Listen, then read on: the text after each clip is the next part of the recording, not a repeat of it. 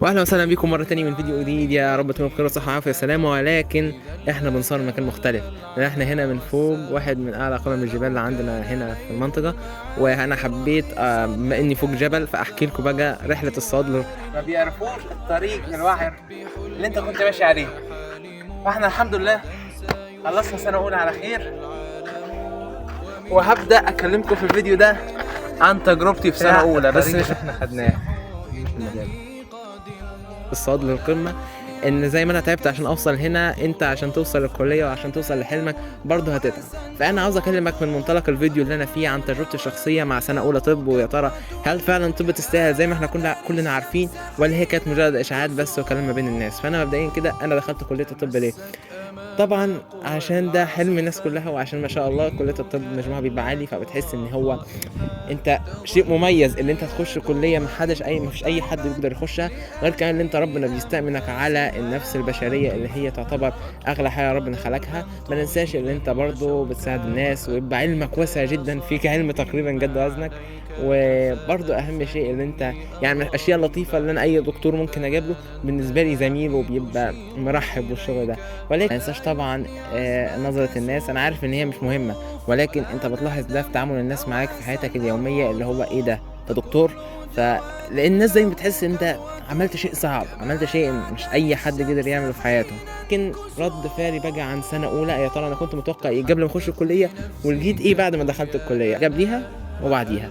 قبل ما اخش الكليه كنا فاكرين ان احنا نخش هنلعب ونهزر ونضحك، ومفيش مذاكره، خروجات وفسح، عاوز السماعه وعاوز البلطو لو سمحت، واديني مريض اكشف عليه. ولكن اكتشفت ان ده كان مختلف خالص عن الوضع الحقيقي. احنا دخلنا الكليه اكتشفنا ان احنا 8 مواد. الى حد ما في سنه اولى انت ما بتاخدش حاجه تكشف بيها على الناس، انت كل اللي بتاخده تاخد بيزكس عشان تكمل عليها باقي عمرك. فاحنا كنا فاكرين ان احنا بقى هنخش مشرح او جثث، لكن ما طلعش الكلام ده. احنا ايه المواد بقى اللي بندرسها في طب بشري؟ احنا بندرس 8 مواد رئيسيه في شكل بلوكات، كل بلوك بيبقى فيه مادتين. فاول بلوك خدناه في السنه كان اسمه BMS، كان فيه مادتين، اناتومي وهيستولوجي. الاناتومي هي علم التشريح، بناخد تشريح جسم الانسان، وغالبيتها تبقى من ثانوي ولكن هيبقى مصطلحات بالانجليزي، ده في سنه اولى طبعا. وهناخد ماده الهيستولوجي. ماده الهيستولوجي كانت رخمه شويه لان كان فيها حفظ، وانت محتاج تحفظ كل صوره وشكلها ولونها وما الى ذلك.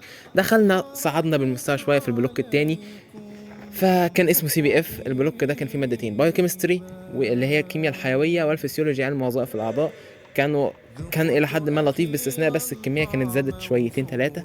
دخلنا في الترم الثاني خدنا مايكروبيولوجي وباراسيتولوجي. مايكروبيولوجي تعتبر اجمل ماده خدناها في السنه، خدنا فيها المناعه والبكتيريا والميكروبات، كانت اشياء فعلا ضافت لنا. بعد كده الباراسيتولوجي ماده مفيده جدا في الطب، ولكن للاسف محتاجه حفظ جامد، وانت لو نسيت معلومه للاسف ممكن تضيع سؤال، ولكن كله بيعدي. اللي هي باراسيتولوجي اللي هي علم الديدان. وانتقلنا لنهايه السنه مع الفارماكولوجي والباثولوجي، علم الادويه وعلم الامراض. كل ما انت بتمشي في الطب كل ما بيعلي عليك في المستوى، لكن كل ما عقليتك بتزيد. احب انبهك يعني قبل ما تخش الكليه اللي انت هتلاقي محبطين بالهبل من بدايه. الناس اللي هتهنيك بالنتيجه، يعني انا فاكر حد كده هنني بالنتيجه قال لي صعبان عليا والله يا ابني مشوارك طويل و7 سنين. وناس زمايلك في الكليه بقى هيفضل يحكي لك عن النظره، ويفضل يقول لك مفيش وظايف مش عارف ايه، ويبدا يقول لك على المشوار الطويل اللي ما بينتهيش في الطب. مع العلم اللي انت عادي ممكن تخلي الطب اسلوب حياه وتخلي مشوارها حياه تاني، او تمارس حياتك العاديه وتذاكر. يعني الدنيا مش هتبوظ خالص. فهتلاقي محبطين كتير، فاوعى تاخد بكلام المحبطين لان ما اكثرهم. ولازم تختار صحبتك في الكليه، ودي من مميزات الكليه اللي انت الحمد لله بتلاقي ناس يعني كلها عقليتك. وانت في ثانوي يعني غالبا تبقى الاوائل في كل مدرسه، طالعين واحد او اتنين او تلاته، تكتشف ان انت كليه كامله ناس نفس عقليتك، فتلاقي الطموح والفكر والتعامل. اما بالنسبه للدكاتره عندنا في الكليه فما فيش الطف من كده تاني، باستثناء كام واحد في النص، ولكن هتلاقي في المجمل العام الناس كلها متعاونين.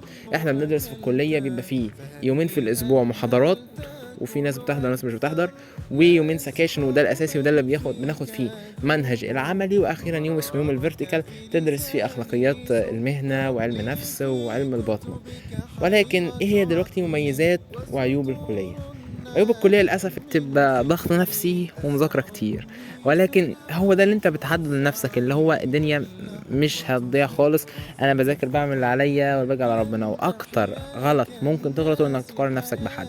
انت تشوف زميلي ذكر بنين وزميلي جايب درجة كام، هيدمروك الاخطاء دي. اوعى تقارن نفسك باي حد. لكن مميزات الكليه اللي انت بفضل الله بيبقى مفتوح لك فرص عمل، تقدر تسافر اي دوله، بس طبعا مش هيفتحوا لك دراعاتهم وانت مش متعلم. لازم تكون شغال على نفسك، لان دايما هنبقى عارفين ان انت لازم تطور من نفسك كل يوم. واللي انت الكارني بتاعك مسموح لك ان انت تخش اي مستشفى وتقدر تتدرب وتساعد الدكاتره. هي اهم نصيحه اقدر انصحها لك قبل ما تخش الكليه اللي انت لازم تخشها علشان تكون بتحبها، مش علشان نظره المجتمع ودكتور راح ودكتور جه. لو انت داخل حاجه عشان انت حاببها هتبدع فيها جدا. وبس.